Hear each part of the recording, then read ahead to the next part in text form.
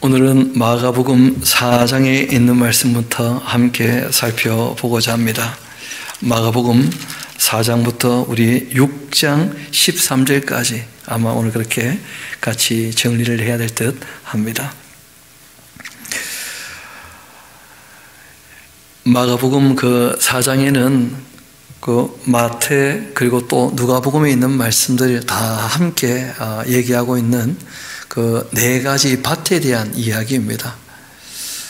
정말 우리가 어떤 얘기를 해보면 경험할 수 있는 것인데, 어떤 사람은 똑같은 자리에서 똑같은 내용을 얘기했는데 받아들이는 사람이 있는 반면에 그 어떤 사람은 받아들이지 못하는 사람이 있죠.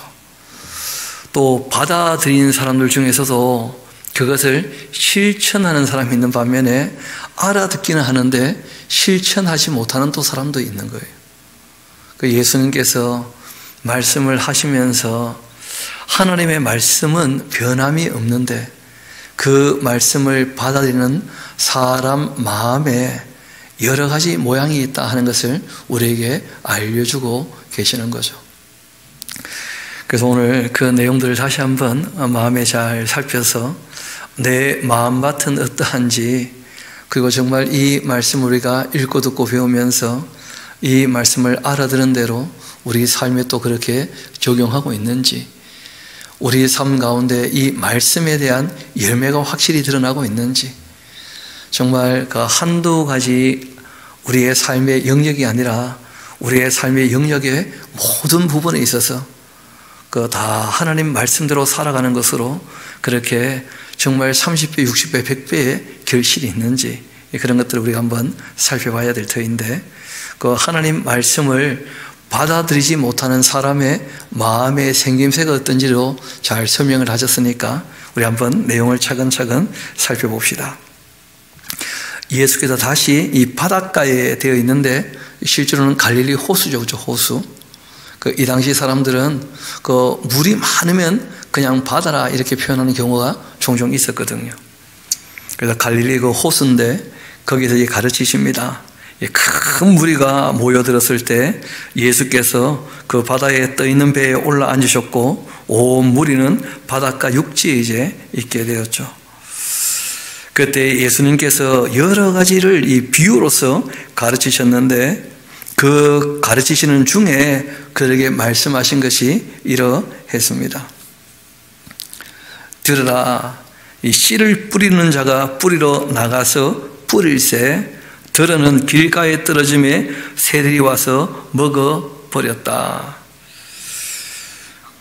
이 마가복음의 그 베드로는 예수님께서 비유를 여러 개 했다는 것을 먼저 밝히고 그 중에 하나 정도 얘기한다 이런 말씀을 하셔요.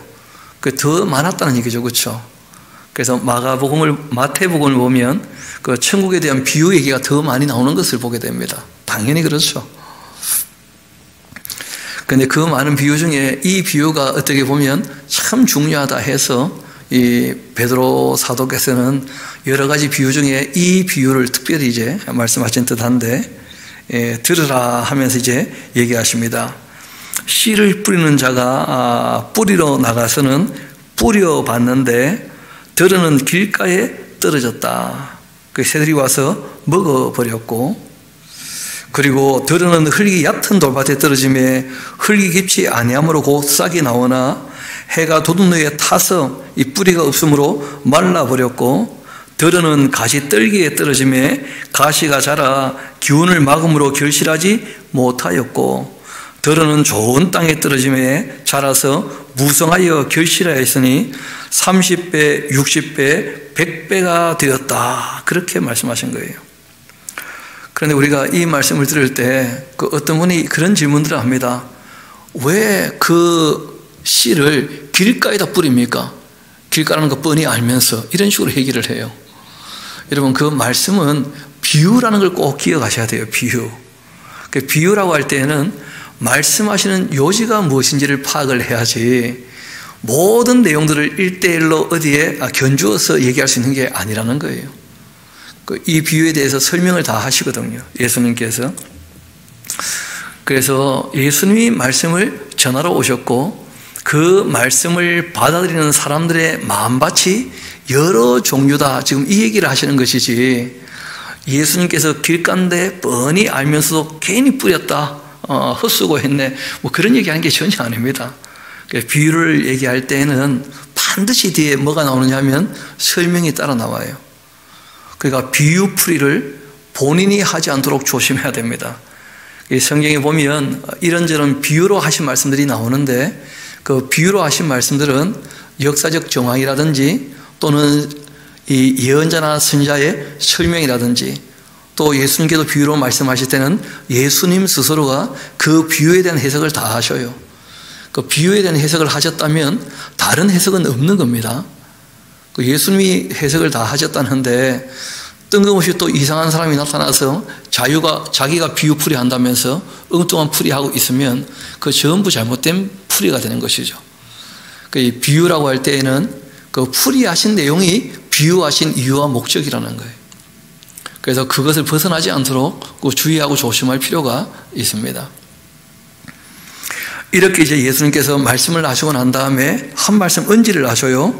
들을 귀가 있는 자는 들으라 하고 말씀하신 거예요. 그리고 이제 들을 귀가 있는 자가 누군지에 대해서 바로 뒤에 나옵니다. 예수께서 홀로 계실 때에 함께한 사람들이 12 제자와 더불어 그 비유들에 대하여 물어보았다는 거예요. 그러니까 예수님 말씀을 들었을 때 잘 알아듣지 못하면 바르게 알아듣도록 예수님께 찾아와서 다시 되물어보는 사람들, 확실히 알고자 하는 사람들이 들을 귀가 있는 사람이에요.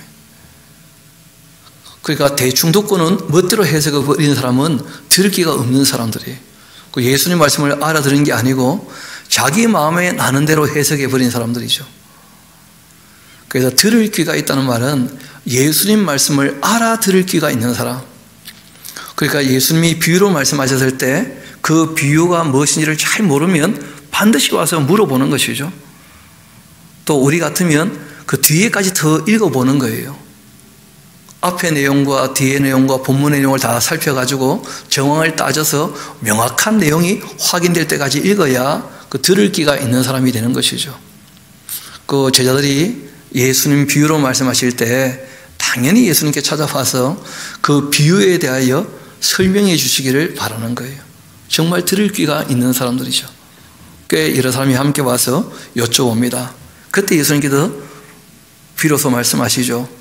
하나님 나라의 비밀을 너희에게는 들으러 온 사람들, 바르게 알기를 원하는 너희에게는 주어져 있지만 외인에게는 모든 것을 비유로 한다.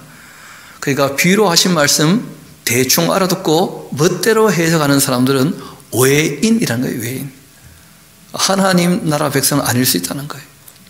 그 말씀을 가볍게 여기는 사람들 외인일 수 있다는 거예요. 듣기는 듣지만 대충 듣고 어설프게 믿어버리고 그리고는 뭐 마음대로 해석해버리고, 그러니까 본문을 읽을 때마다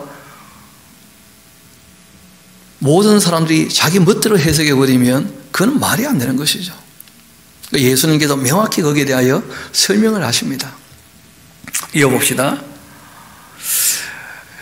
외인들, 비유로 하고 그 알아듣지를 못하는 사람들, 바르게 알고 힘쓰고 애쓰지 않는 사람들, 우리가 잘 알죠. 듣고 고침을 받을까 봐 바르게 알아듣기를 부담스러워한다는 거예요. 오히려.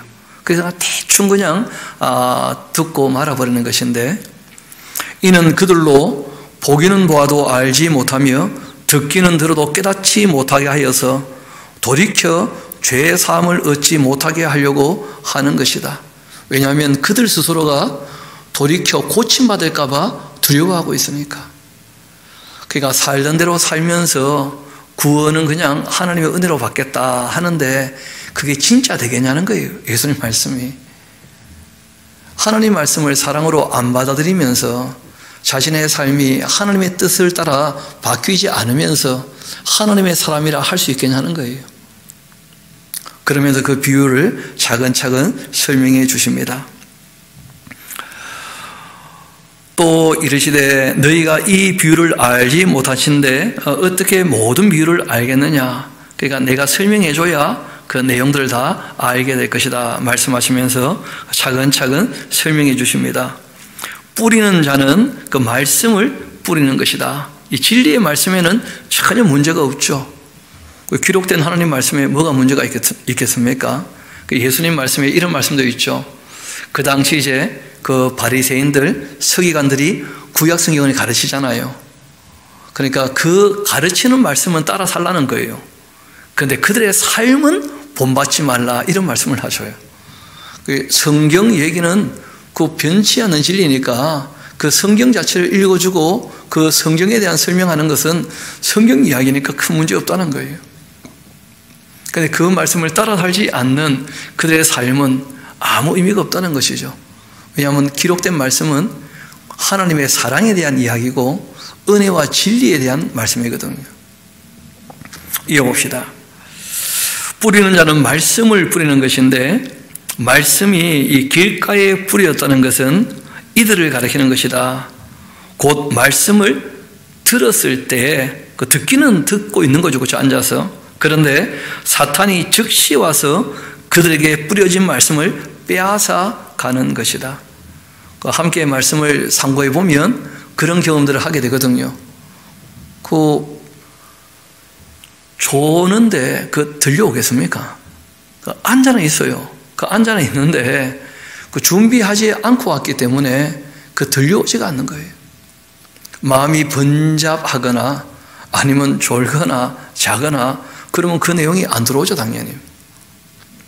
이 마귀가 마치 길가에 벽시가 떨어지면 새들이 와서 쪼아먹는 것처럼 그렇게 그 사람에게 전혀 말씀이 와닿지도 않고 신기지도 않게 방해하는 일들이 늘 있다는 거예요. 어떤 사람은 그런 자세로 말씀을 듣는다는 거예요. 그러니까 실제로는 말씀을 받아들일 자세가 없는 거죠. 그러니까 그 전날 충분히 자지 않고 그때 와서 이제 주무실 수 있다는 거예요. 그래서 우리가 예배할 때 또 말씀을 배울 때 그 전날부터 준비를 잘하는 게 참 중요합니다. 당연히 그러하죠. 이어봅시다. 말씀이 길가에 뿌렸다는 것은 이들을 가리키는 것인데 곧 말씀을 들었을 때 사탄이 즉시 와서는 그들에게 뿌려진 말씀을 빼앗는 것이고 또 이와 같이 돌밭에 뿌렸다는 것은 이들을 가리킴인데 곧 말씀을 들을 때에는 즉시 기쁨으로 받기는 한다는 거예요. 하나님 말씀이 참 옳다 하는데 그 속에 뿌리가 없어서 잠깐 견디다가 말씀으로 인하여 환난이나 박해가 일어나면 하나님 말씀을 따라 살 때 조금만 어려움이 닥치게 되면 금방 말씀 버리고 그냥 세상 사람과 똑같이 그 새 속에 물들어가는 것이고 흘러가는 것이죠. 환난이나 박해가 일어날 때 곧 넘어지는 자요. 또 어떤 이는 이 가시떨기에 뿌려진 자인데 이들은 말씀을 듣기는 하지만은 그러나 자기 마음속에 세상의 염려라든지 또 재물에 대한 유혹이라든지 기타 욕심이 들어오게 되었을 때 그 참되고 선하고 의롭고 아름다우신 말씀을 따라 살지 않고 욕심을 따라간다는 거예요. 또는 염려 때문에 말씀에 순종하지 못하는 것이죠. 두려워서 그렇게 말씀을 막아 결실하지 못하게 되는 자다 하고 말씀하신 거예요. 반면 좋은 땅에 뿌려졌다는 것은 곧 이 말씀을 듣고 받아서 30배나 60배나 100배의 결실을 하는 자다 이렇게 말씀하셨는데 예수님이 하셨던 산상수훈의 말씀은 의외로 단순하지 않습니까? 사람을 어떻게 대할지, 하나님을 어떻게 섬겨 살지, 그리고 물질을 어떻게 우리가 잘 활용할지에 대한 말씀들이었거든요. 하나님과의 관계, 인간관계, 물질관계에 대한 말씀을 하셨는데 이런 말씀을 듣고 난 다음에 우리 삶의 전 영역에 이 말씀이 적용되기 시작하는 거예요. 예배당에서 뿐이 아니고 우리 가정에서 또 나의 삶의 일터에서 또 내가 걸어가다가 우연히 마주치는 사람, 아는 사람을 넘어서서 모르는 사람까지 점점점 이 말씀대로 살아가는 삶의 영역이 넓어지는 거예요. 30배, 60배, 100배에 뭐가 있다는 거예요? 결실을 맺게 되는 거예요. 그러니까 여기서 말씀하시는 그 삶의 열매라는 것은 우리의 삶의 자리가 참으로 다양할 텐데 그 모든 삶의 자리에서 그 말씀을 따라 사느냐 하는 문제가 되는 것이죠. 그리고 그 아주 중요한 내용들은 이미 마태복음에 다시 상세하게 예수님의 설교로 다 기록되어 있으니까 그 내용들을 참고하면 될 것입니다. 그 예수님 말씀이 뿌려지는데 그 진리의 말씀이 또 이 당시에는 이미 기록된 구약 성경이 있지 않습니까? 거기 이제 오경과 또 하나님의 그 율례와 법도 하나님에 대한 이 신앙윤리, 사람에 대한 생명윤리와 가정윤리와 사회윤리 그리고 이제 사람을 대할 때 주신 물질을 어떻게 활용할지에 대한 내용들이 다 나와 있지 않습니까? 그러한 말씀들이 우리의 삶의 영역에 그대로 실행되는가 하는 것이 굉장히 중요하다는 거예요.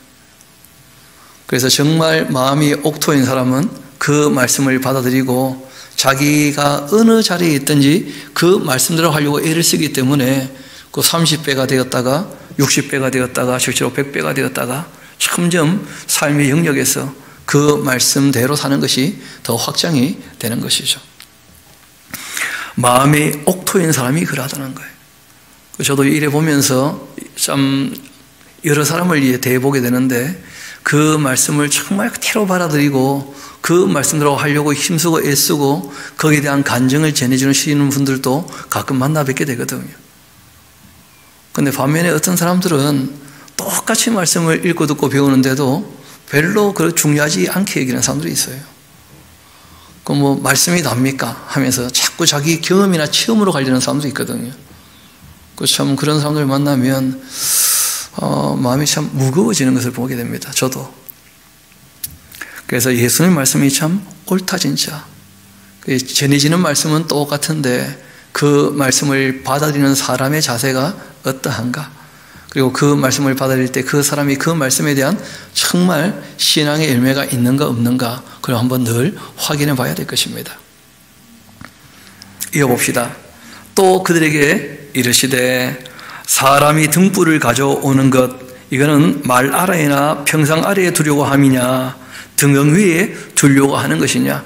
이 등불은 비추려고 갖고 오는 것이니까 드러내려 하지 않고는 숨긴 것이 없고 나타내려 하지 않고는 감춘 것이 없다. 참 말을 어렵게 하죠.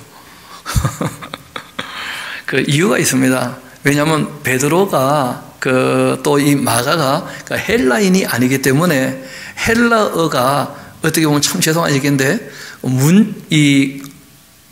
그러니까 문자로 기록할 때 조금 어려울 수밖에 없어요. 그래서 이런 내용들은 누가복음을 보면 아주 명료하게 우리가 알 수가 있습니다. 우리 한번 누가복음 8장으로 같이 한번 가봅시다. 누가복음 8장 같이 한번 가봐요. 16절부터 한번 볼까요? 누구든지 등불을 켜서 그릇으로 덮거나 행상 아래에 두지 않고 등경 위에 두는데 이는 들어가는 자들로 그 빛을 보게 하려고 하는 것이라. 숨은 것이 장차 드러나지 아니할 것이 없고 감추인 것은 장차 알려지고 나타나지 않을 것이 없다. 그러니까 예수님께서 등불을 가지고 와서 비추시면 다 드러나기 마련이라는 거예요. 그러므로 너희가 어떻게 들을까 스스로 삼가라. 누구든지 있는 자는 받겠고 없는 자는 그 있는 줄로 아는 것까지 빼앗기게 될 것이다. 그러니까 사람이 자기를 스스로 속일 수 있을지는 모르겠는데 이 예수님께서 진리의 빛을 갖고 와서 비춰보면 그 사람들이 어떻게 하는지가 다 드러나기 마련이라는 거예요. 결국 자기의 정체가 결국 다 드러납니까? 안 드러납니까? 다 드러나요. 그러니까 앞의 말씀과 이어보면 그 마음밭이 어떠한지 예수님 말씀을 들어보고 난 다음에 그 사람이 어떻게 반응한지를 보면 그 사람 마음밭을 안다는 겁니까? 모른다는 겁니까? 다 안다는 거예요. 자기도 자기 마음밭을 알 수 있다는 거예요. 우리가 성경을 통해 하나님의 말씀을 배우고 있잖아요. 그 배우고 난 다음에 우리가 그 말씀에 어떻게 반응하는지를 보면 내 마음밭이 어떤 밭인지 알 수 있다는 거예요. 다 드러나기 마련이에요. 누가 그것을 감출 수가 있겠습니까? 하는 거 보면 다 드러나지 않습니까? 그래서 예수님께서 이어 말씀하십니다. 우리 다시 이제 마가복음 4장으로 돌아갑시다.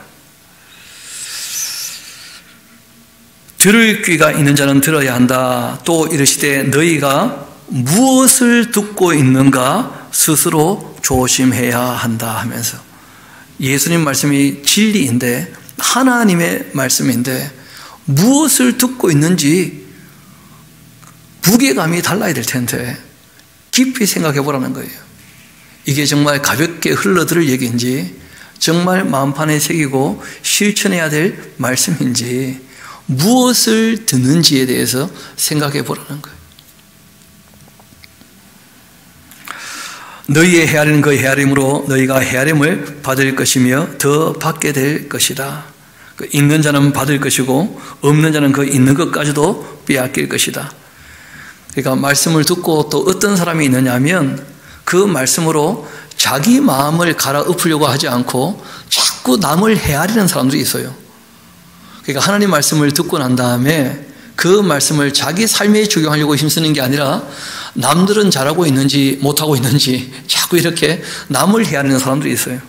그러면 똑같이 헤아림 받게 될 거라는 거예요. 그래서 우리가 말씀을 읽고 듣고 배울 때 늘 드리는 말씀이 있죠. 교육을 할 때는 비평과 판단이 중요하지만 개인적인 관계에 있어서는 비평하거나 판단하지 않는 것이 좋고 우리가 그 사람을 대할 때 하나님 말씀을 따르는 사람으로서 그 사람을 대하는 게 중요하다는 거예요. 내가 배운 말씀을 가지고 남을 비평하거나 판단하는 게 중요한 게 아니라는 거예요. 남이 자꾸 우리가 남을 헤아리게 되면 똑같은 잣대로 우리가 헤아림 받게 될 것이니까 긍휼은 심판을 이기는 것이거든요. 우리가 사람을 대할 때는 정말 주님께서 우리를 긍휼과 자비로 대해주신 것처럼 그렇게 사람을 오래 참음으로 온유와 겸손과 긍휼과 자비로 대하되 자기에게 이 말씀을 우리가 늘 살펴서 정말 내가 옥토가 되어 있는지 늘 자기 마음밭을 좀 갈아엎어야 될 것입니다. 그렇게 예수님께서 교훈을 하신 거예요. 그리고 이제 자기에게 말씀을 적용하는 사람은 그거 더 받게 되는 거죠. 말씀드렸잖아요. 그 삶의 영역에 이 말씀을 적용하기 시작하면 처음에는 30배, 60배, 100배 점점 삶의 영역에 말씀대로 사는 것이 확장된다는 거예요. 우리가 신앙생활 해보면 알잖아요. 예배당 안에서는 말씀대로 사는 거 별로 어렵지 않죠. 함께 모여 있으니까 다 말씀대로 하자고 모여 있으니까. 그런데 예배당 문 밖에만 나가서 세상 사람 만나면 그 쉽습니까? 조금 더 어려워집니까? 그 조금 더 어려워져요. 대상이 다르니까. 그런데 그 중에 또 못된 사람 만나봐봐요. 그럼 좀 더 어렵거든요. 그런데 그게 점점 더 확장된다는 거예요. 정말 누구를 만나도 하나님 말씀을 따라 사는 삶으로 우리의 삶을 다 드러낼 수 있고 확인시킬 수가 있는 것이죠. 그리고 이어 말씀하십니다. 또 이르시되 그 하나님 나라는 그 사람이 씨를 땅에 뿌림과 같은데 그가 밤낮 짜고 깨고 하는 중에 이 씨가 나서 자라는데 어떻게 그리 되어 있는지는 알지 못하느니라. 그러니까 하나님 말씀을 받아들이고 그것을 우리가 실천적으로 산다고 할 때 우리가 해야 될 일도 있지만 실제로 하나님 아버지께서 베푸시는 은혜가 있다는 거예요. 그거 우리가 다 알지 못하죠. 그런데 잘하는 것을 보면 확실하게 은혜 베푸신다는 것을 우리가 경험할 수 있다는 거예요. 그가 밤낮 짜고 깨는 중에 이 씨가 나서 자라되 어떻게 그리 되는지 알지 못하느니라. 땅이 스스로 열매를 맺되 처음에는 싹이고 그 다음에는 이삭이고 그 다음에는 이삭에 충실한 곡식이지 않는가. 정말 말씀을 받아들이고 우리 삶 가운데 적용하기 시작하면 점점점 어떻게 되는 거예요? 자라게 된다는 거예요. 하나님께서 자라게 하시니까. 그 바울은 그런 얘기하죠. 나는 심었고 아볼로는 물을 주었는데 자라게 하시는 분은 누구시라는 거예요? 하나님이시다. 그러니까 우리가 힘쓰고 애쓰지만 하나님이 은혜 베풀지 않으면 또 안 되는 것이거든요. 하나님은 가장 선한 길로 우리를 인도하시는 분이시니까 우리가 하려고 힘쓰고 애쓰면 우리 힘으로 안 되는 것에 관해서는 하나님이 다 은혜를 베풀어 주신다는 거예요. 그래서 하나님이 바라고 원하시는 뜻을 이루어 가시는 거예요. 우리가 주님의 뜻을 따르고자 힘쓰고 애쓸 때 우리 힘만 가지고는 안 되는 것이거든요. 이어봅시다. 그리고 열매가 있게 되면 곧 낫을 지나니 이는 출세가 이르렀기 때문이다. 또 이르시되 우리가 하나님 나라를 어떻게 비교하며 또 무슨 비유로 나타낼까? 겨자씨 하늘과 같은 것인데 땅에 심길 때에는 땅 위에 있는 모든 씨보다 작은 것이로되 심긴 후에는 자라서 모든 풀보다 커지며 큰 가지를 내나니 공중의 새들이 그 그늘에 깃들일 만큼 되는 것이다. 주의 말씀을 우리가 듣고 세상에 나갔을 때 말씀 우리가 읽고 듣고 배우는 게 우리 삶에 큰 변화가 없는 것처럼 여겨지지만 한번 들었을 때는 근데 정말 이 말씀이 신겨지고 시간이 지나게 되면 정말 우리의 삶의 가치관도 변해 있고 그리고 행동도 변화되는 것을 경험할 수 있다는 거예요. 그래서 확실한 변화를 가져온다. 무엇은요? 하나님 말씀은. 그렇게 성경은 우리에게 말씀하시죠. 예수께서 이러한 많은 비유로 그들이 알아들을 수 있는 대로 말씀을 가르치셨다는 거예요. 알아듣게 가르치시려고 다 이렇게 비유로 말씀하시고 또 설명도 해주시고 그렇게 하신 것이죠. 또 비유가 아니면 말씀하지 아니하셨고 다만 혼자 계실 때 그 제자들에게 모든 것을 해석해 주셨다 하고 말씀하십니다. 그러니까 예수님이 모든 걸 비유로 말씀하신 게 아닙니다.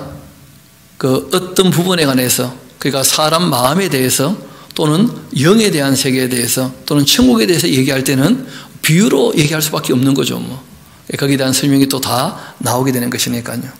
반면에 윤리에 대한 것은 비유로 말씀하십니까? 사실로 말씀하십니까? 산상수훈은 사실에 대한 이야기였죠. 그렇게 아버지 뜻대로 행하여야 한다고 명확히 말씀하신 거예요. 그런 것은 비유가 아니거든요.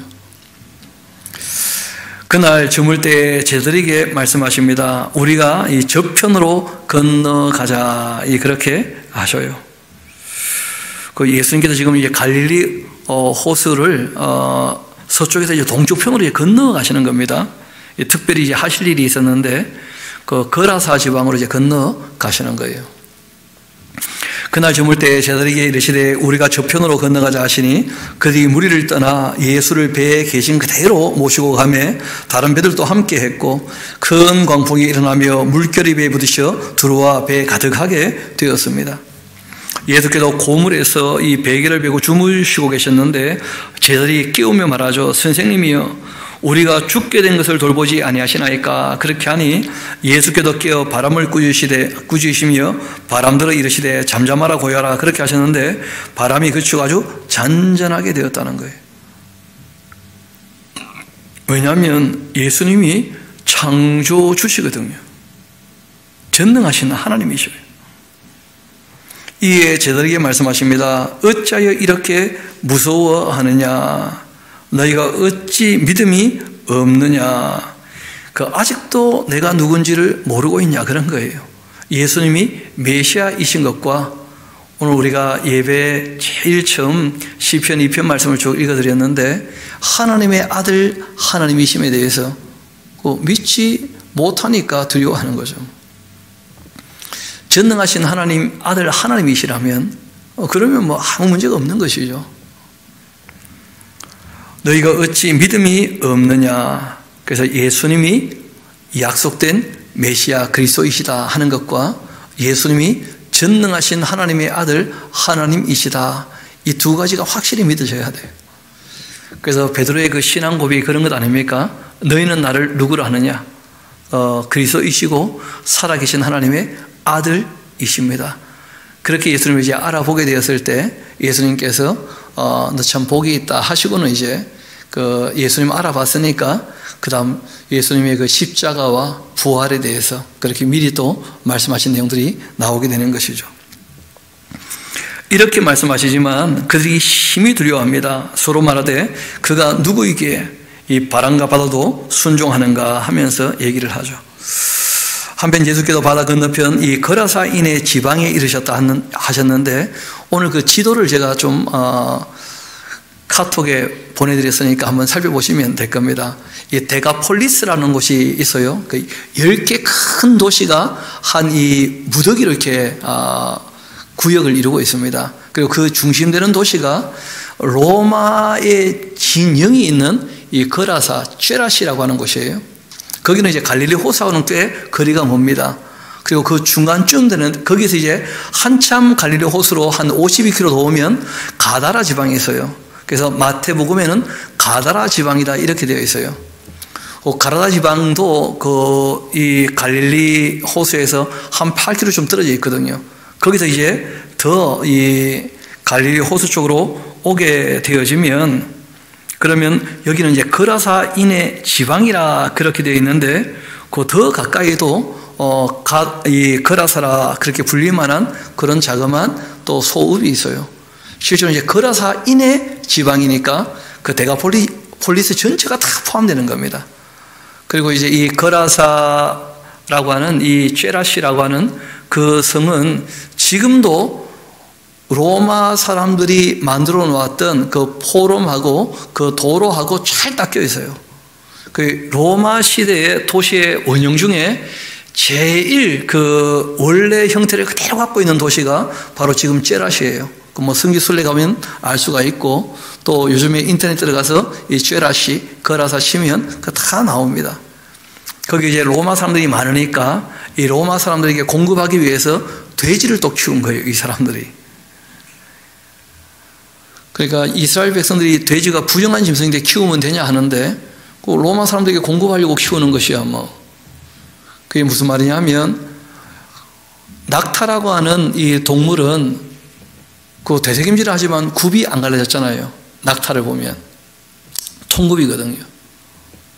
또 그 나귀 말고, 나귀와 말 사이에서 태어난 노새 있잖아요, 노새.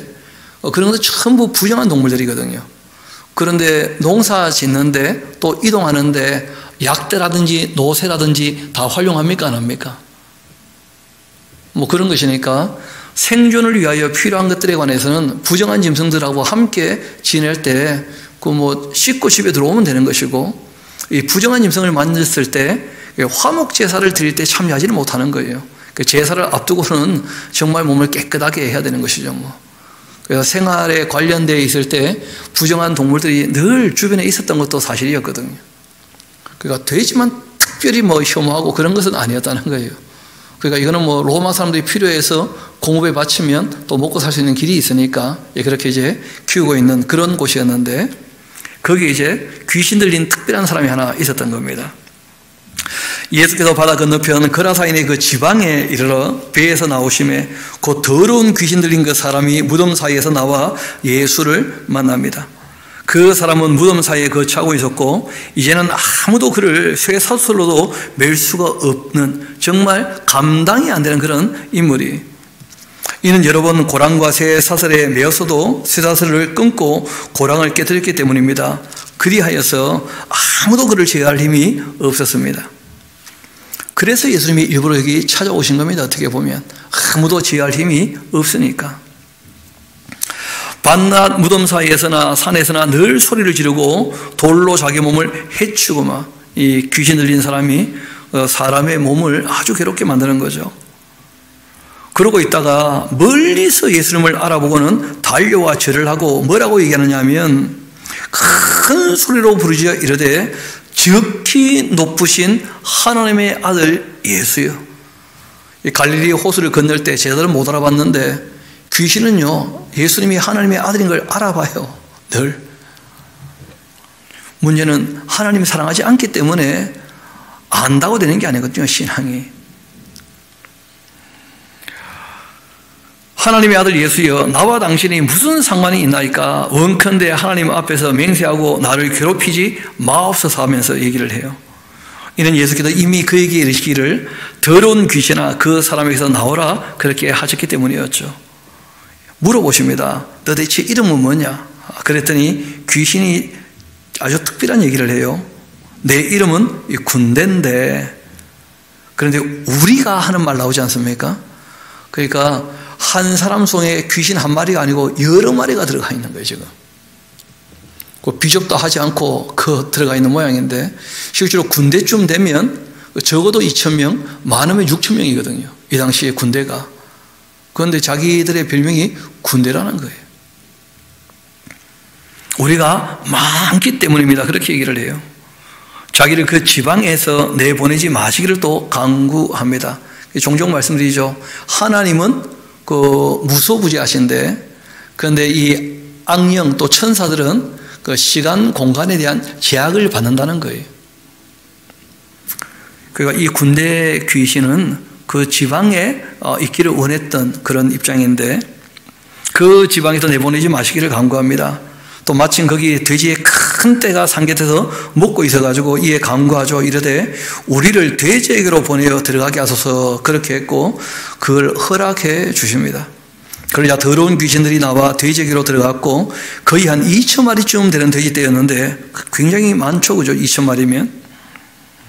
바다를 향하여 비탈로 내리다가 바다에서 몰사했다는 거예요. 그 2,000마리면 한 마리에 2만 원만 해도 2천만 원? 한 마리 20만 원이면 2억. 그렇지 않습니까? 30만 원 하면 3억쯤 되는데, 그 적은 재산이 아니죠, 그 당시에도. 지금 계산해도 마찬가지인데. 그러니까 그 동네 사람들이 엄청난 손실을 경험한 거예요. 예수님은 그 귀신에 매인 한 사람 건져내는 게 더 중요하셨던 거죠, 어떻게 보면. 치던 자들이 도망하여 읍내로 여러 마을에 말하게 되고, 사람들이 어떻게 되었는지를 보러 왔는데, 예수께서 이르러 그 귀신 들렸던 자, 곧 군대 귀신 집혔던 자가 옷 입고 정신이 온전하게 되어서 앉아있는 것을 보고 두려워합니다. 더 이상 자기를 해롭게 하지도 않고, 또 막 고함 지르거나 아주 그렇게 비이성적으로 행동하지도 않고 아주 정신이 온전케 된 것을 다 보게 되었죠. 이에 귀신 들렸던 자가 당한 것과 돼지의 일을 본 자들이 그들에게 알리니까, 그들이 예수께, 그 다음 참 재밌는 표현이 나오죠. 그 지방에서 떠나시기를 부탁했다는 거예요. 왜냐하면 더 계시면 더 손해날까 봐. 그래서 그랬던 것 같죠, 그렇죠? 그렇게 예수님 떠나주시기를 원했다는 거예요. 예수님께서 이 거라사에 가서 딱 이 한 건 하신 거예요. 거라사 지방에 가셔가지고.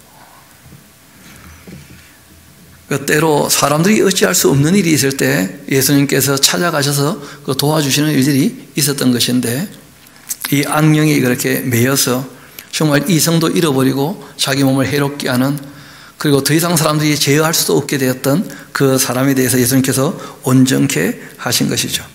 이어봅시다.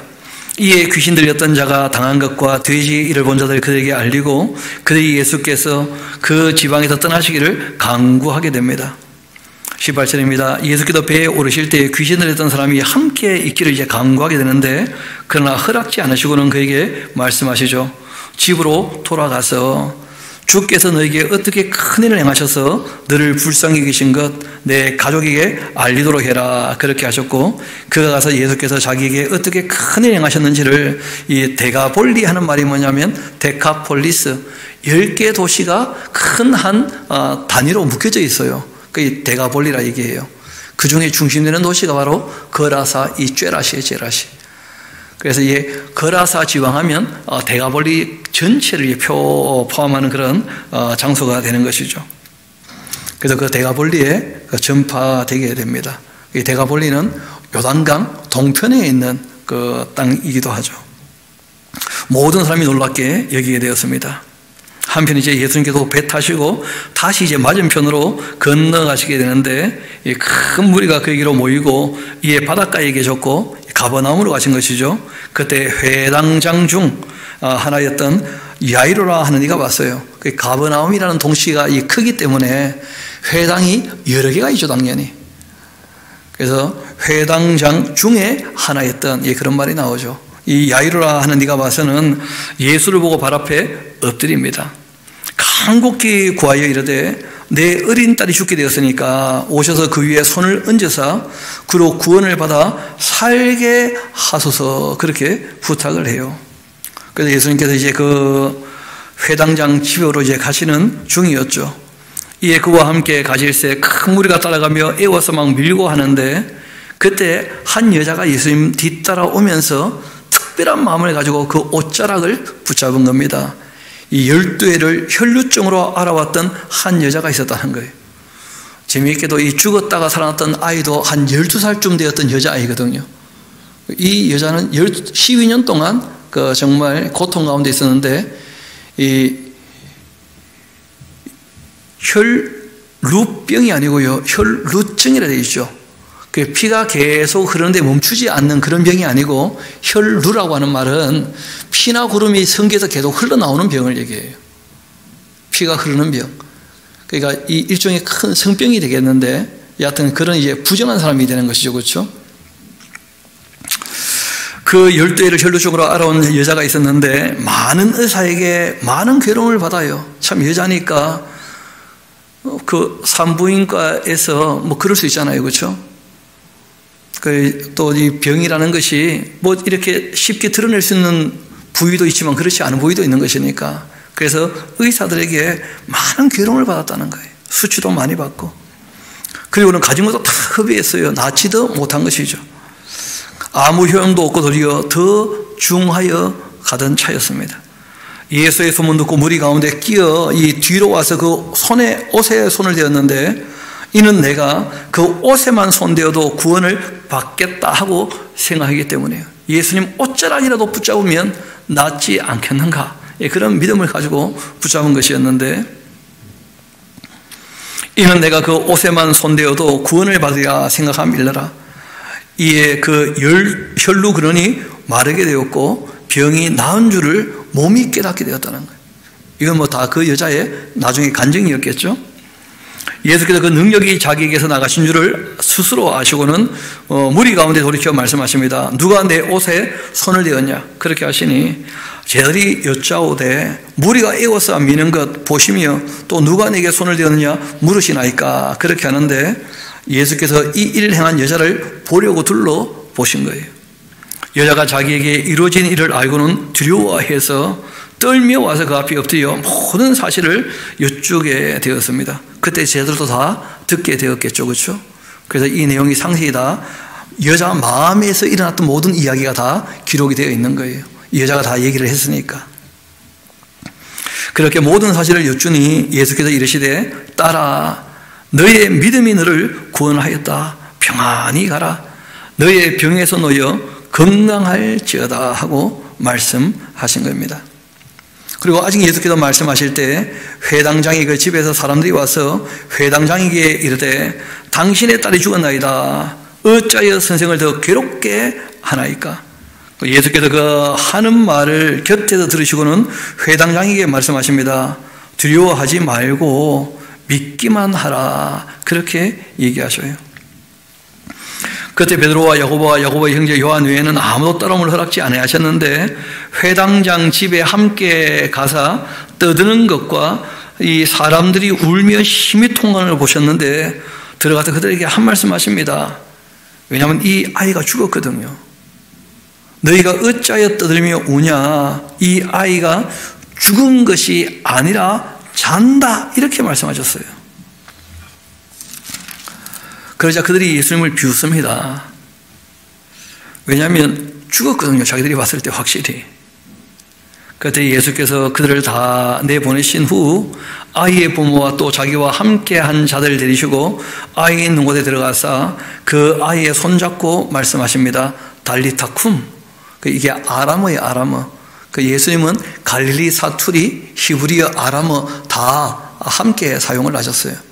게다가 또 실제로 이 로마의 앞지 아래 있으니까 라틴어도 썼을 가능성도 있는데, 실제로는 그 권역 자체가 그 아람어 권역이거든요. 그래서 뭐 어쩔 수 없이 아람어, 히브리어, 갈릴리 사투리 뭐 다 그렇게 사용을 하신 것인데, 번역하면 그 뜻이 나오죠. 내가 너에게 말하노니 소녀야 일어나라. 그렇게 하신 겁니다. 소녀가 곧 일어나서 걷게 되었는데 나이가 12살이었고 사람들이 꼭 크게 놀라게 됩니다. 누가 봐도 죽었던 아이가 살아났거든요. 그래서 예수님께서 그 회복에 대해서 그리고 이제 악령의 멸망에 대해서, 그리고 죽은 자의 부활에 대해서 표적을 통하여 모형을 보여주신 거예요. 실제로 이 모든 일들을 할 능력이 되시니까 이후에 이 모든 것을 성취할 때가 온다는 것을 확증해 주시는 것이죠. 실제로는 이 초림 때는 거기에 대해서 이제 표적으로 보여준 것이고요. 예수님 재림 이후에 완전케 하시고, 그리고 이제 궁극적인 천국에 들어가면 다 부활에 참여해서 영생을 얻게 되는 것이죠. 소녀가 곧 일어나 걸었는데 나이가 12살이었고 사람들이 곧 크게 놀라게 됩니다. 예수께서 이 일을 아무도 알지 못하게 하라고 그들을 많이 경계하시고 이에 소녀에게 먹을 것을 주라 그렇게 말씀하셨습니다. 예수님께서 놀라운 능력을 나타내셨잖아요. 그런데 안타깝게도 자신의 고향 마을 나사렛, 자랐던 동네 아닙니까? 거기서 일할 때는 그 동네 사람들이 너무 안 믿어주더라는 거예요. 인정을 안 해주고, 참 인정도 안 해주고 안 믿어주고 하니까 능력을 나타내도 별로 의미가 없죠. 그런 이야기가 이제 이어 나오게 되어집니다. 예수께서 그 길을 떠나 고향으로 가셨는데 쟤들이 이제 따라오게 되었죠. 안식일이 되어서 당연히 회당에서 이제 가르치시게 됩니다. 많은 사람은 예수님의 그 가르침을 듣고 아주 놀라게 되었다는 거예요. 예수님께서 평상시보다 좀 더 준비를 다 하신 모양이죠. 그렇죠? 고향 마을이니까. 그래서 듣고 참 다 놀라게 되었다는 거예요. 누가복음을 보면 좀 더 상세히 나오죠. 그렇죠? 그 본문의 말씀과 내용과 또 그 동네 사람들의 반응까지 다 나오게 되어 있는데 마가복음은 아주 간략하게 정리가 되어 있습니다. 그리고 많은 사람들이 듣고 놀라며 말합니다. 아니 이 사람이 어디서 이런 것을 얻게 되었냐? 이 사람이 받은 그 지혜와 그 손으로 이루어지는 이런 권능은 어찌 됨이냐 하면서 이 사람이 마리아의 아들 목수가 아니냐. 이 마리아의 아들 이렇게 된 거 보니까 그 마리아의 남편 요셉은 이미 별세하신 것처럼 보이지 않습니까? 요셉이 살아있다면 요셉의 아들 이렇게 있겠죠. 이 마리아의 아들 하는 거 보면 이미 마리아는 홀로 된 것이 거의 확실한 것 같고, 가나의 혼인잔치에도 가만 보면 그 마리아가 자기 남편에게 부탁하는 게 아니고 아마 남편이 없으니까 장남이었던 예수님께 부탁하는 것으로 그렇게 우리가 또 볼 수가 있는 것이죠. 그래서 마리아의 남편이었던 요셉은 그 조금 일찍 별세한 것으로 보입니다. 그래도 애기들은 많이 놓고 별세하셨어요. 그거 보면 마리아의 아들 목수가 아니냐 하면서 예수님의 그 남동생들이 나오죠. 그렇죠?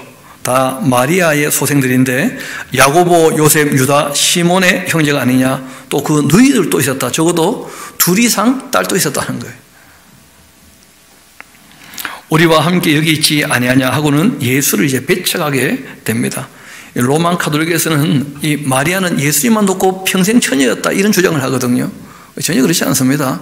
사촌 아니고 다 마리아의 아들 예수라고 그 동생을 얘기하면 당연히 마리아의 그 애들이죠. 당연히. 예수께서 그들에게 이르시되 선지자가 자기 고향과 자기 친척과 자기 집 외에는 존경을 받지 못함이 없다 하시면서 꽤 섭섭해 하셨어요. 우리가 지난 시간에 함께 살폈던 것처럼 예수님 어디서 일할 때마다 예수님의 형제들이 예수님 찾으러 다니잖아요. 집에 가시자고. 그게 참 집에서도 인정받지 못하고 동네에서도 친척들에게도 다 인정받지 못하고 예수님께서 일하실 때 그래다는 거예요. 너무 가까우니까 너무 뻔하니까 오히려 인정받지 못하는 그런 일이 있을 수가 있는 것이죠. 선지자가 자기 고향, 자기 친척, 자기 집 외에는 존경함을 받지 못함이 없지 않는가? 아니 해운대에 있는 우리도 존경하는데 말이야. 그렇잖아요. 거기에서는 아무 권능도 행하실 수가 없었다 이렇게 되어 있어요. 해도 아무 소용없으니까 다만 소수의 병자에게 안수하고 고치실 뿐이었다. 그들이 믿지 않음을 이상히 여기셨다. 실제로 표적도 보이시고 가르치기도 하셨는데 내용을 받아들이지 못하는 거예요. 왜냐하면 상대방을 얕잡아 보기 때문에. 그게 알고 보면 교만이거든요. 우리가 사람을 대할 때 어떤 사람이든지 얕잡아 보지 않으시면 그 사람들의 말을 통하여 우리가 여러 가지 유익을 또 얻게 되어집니다. 상대를 얕잡아 보게 되면 관계가 형성이 안 되어져요, 실제로. 고향에서 또 자기 친척들에게 또 자기 형제들에게 인정받지 못하신 것이 참 안타까운데, 이유가 가까우니까 얕잡아 보는 자세가 있다는 거예요.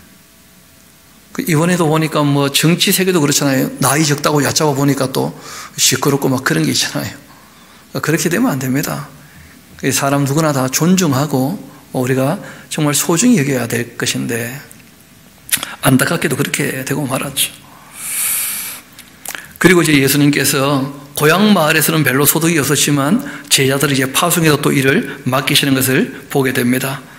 이에 모든 촌 두루다니시고 가르치셨는데 12제자를 또 부르셔서 둘씩 보내시며 더러운 귀신을 제하는 능력도 주시고 또 명하시고, 여행을 위하여는 지팡이 외에 이 양식이나 배낭이나 전대의 돈이나 아무것도 하지 말게 하시고 10만 싣고 두부로도 잊지 말라 그렇게 하시고서는 또 이르시되 어디서든지 누구의 집에 들어가거든 그곳을 떠나기까지 거기 요하라 그렇게 하시고, 어느 곳에서든지 너를 영접하지 않고 너희 말을 듣지도 아니하거든 거기서 나갈 때 발 아래에 먼지를 떨어버리고 그들에게 증거를 삼으라 하시면서 참 두려운 말씀을 하신 거예요.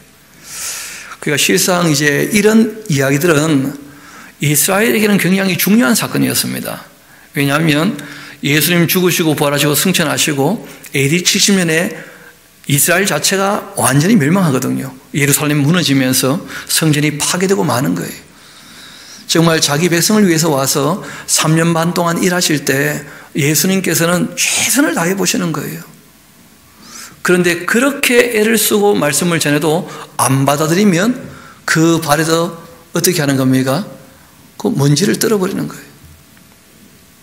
마치 느헤미야가 옷자락을 탁 틀면서 주님 말씀 앞에서 회개하지 않는 사람들 이렇게 옷자락에 먼지를 떨어버리는 것처럼 떨어버릴 것이다, 그렇게 하는 것처럼 신발에 먼지를 털어버리는 것은 뭐냐면 하나님께서 털어버리신다는 거예요. 그 말씀을 안 받아들이는 사람들을. 그 제자를 파송하셔서 일을 하게 하시고 복음을 전하시는데 자기 백성에게 말씀을 전하시는 거 아니에요.